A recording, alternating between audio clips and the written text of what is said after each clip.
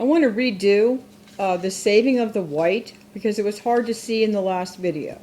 We have our white paper, we have our resist in the container. I'm going to draw again a sailboat because you weren't able to see it when I was filming it.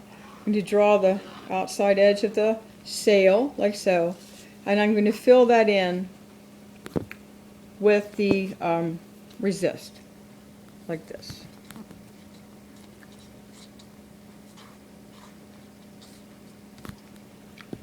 Now, while I'm filling that in, I want to talk a little bit about saving the white. When you work with watercolor, you don't want to use white paint. White paint detracts from the light bouncing through the colors onto the white of the paper.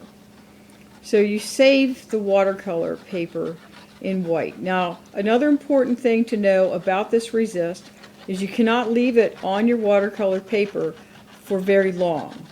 And you know, like some of them say 24 hours or 36 hours. I left some on a beautiful painting one time. I did not know that, and I left it on for like, I don't know, a month.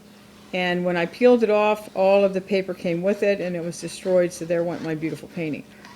So I'm doing the sails for the sailboat like I did before. I'm going to add the boat. I'm going to make the boat white, even though I may not end up with a white boat, but I'm going to make it white to start with. Just sort of a shape like this.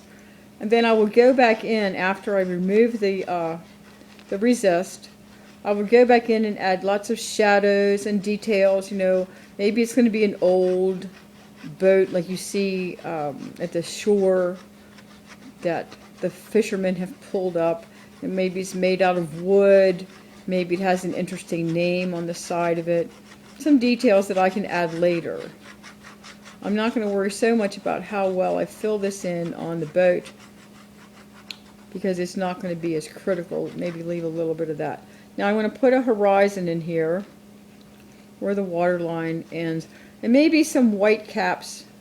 We'll add a few white caps here onto the water, just rough, so that we can have some interest in the water that stays white. And that's what that will be like with the resist. And then when we remove the resist, it's a lot like working with rubber cement. When it's dry, we peel it off. Now, of course, that's after we paint over it, and I will show you that in the next step. Thank you.